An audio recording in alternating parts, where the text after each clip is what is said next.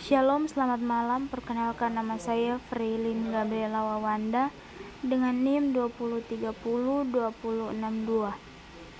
Saat ini saya akan mempresentasikan hasil tugas saya pada mata kuliah pasar uang dan pasar modal. Dan di saat ini saya akan menjelaskan 3 materi. Yang pertama, produk pasar modal Indonesia. Yang kedua, mekanisme perdagangan efek. Dan ketiga, profesi di pasar modal. Kita masuk pada materi yang pertama, yaitu produk pasar modal Indonesia. Dalam pasar modal ada beberapa produk atau instrumen investasi yang cukup menguntungkan, yaitu sebagai berikut.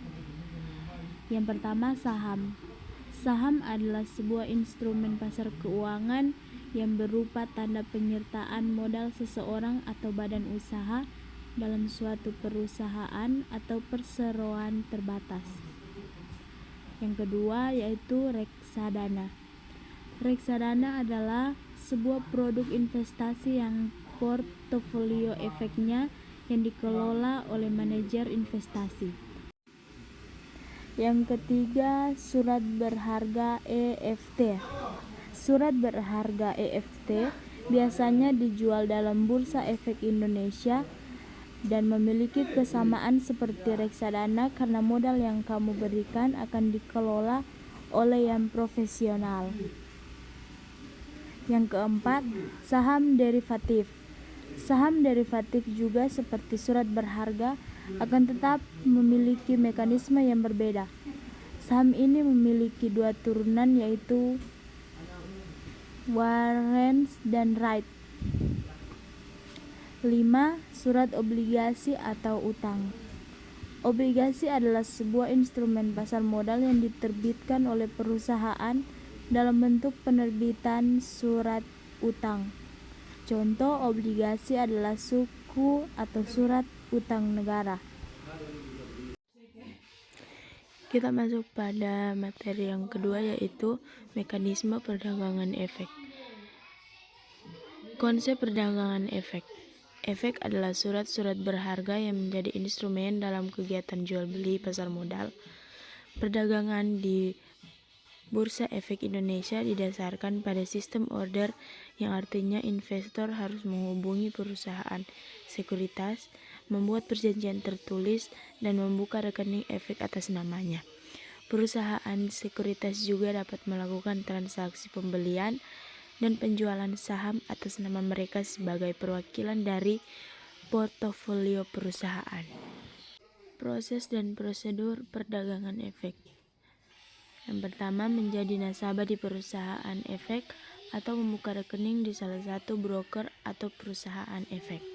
Yang kedua, pelaksanaan order nasabah, di mana nasabah akan pesan atau jual beli, lalu sales konfirmasi ulang ke nasabah, dan sales akan meneruskan pesanan nasabah ke PJPP, akan meneruskan ke stafnya PJPP, konfirmasi transaksi ke contraction, dan akan menerima rekapitulasi, dan akan memproses transaksi nasabah, mengirim konfirmasi transaksi ke nasabah.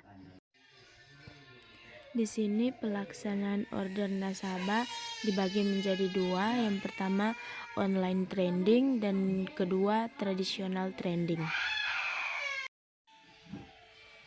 Proses dan prosedur perdagangan efek. Yang ketiga yaitu verifikasi dan validasi order.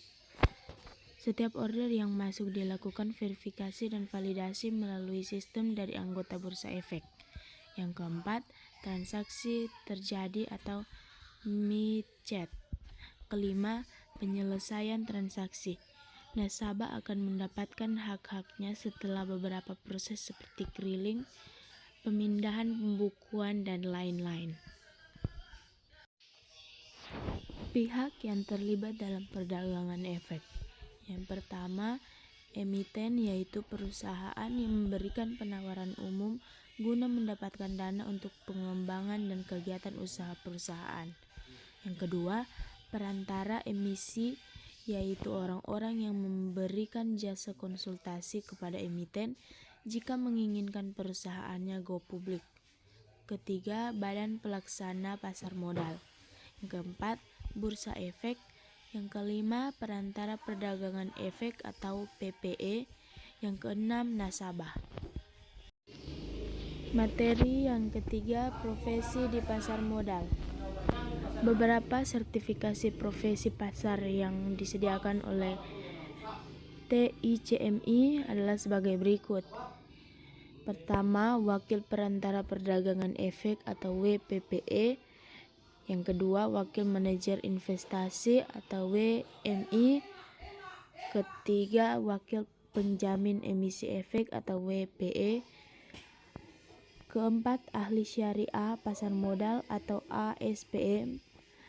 Setelah menyelesaikan pelatihan dan lulus ujian, para peserta secara otomatis memperoleh sertifikat kelulusan TICMI yang selanjutnya dapat digunakan untuk mengajukan permohonan izin profesi ke OJK.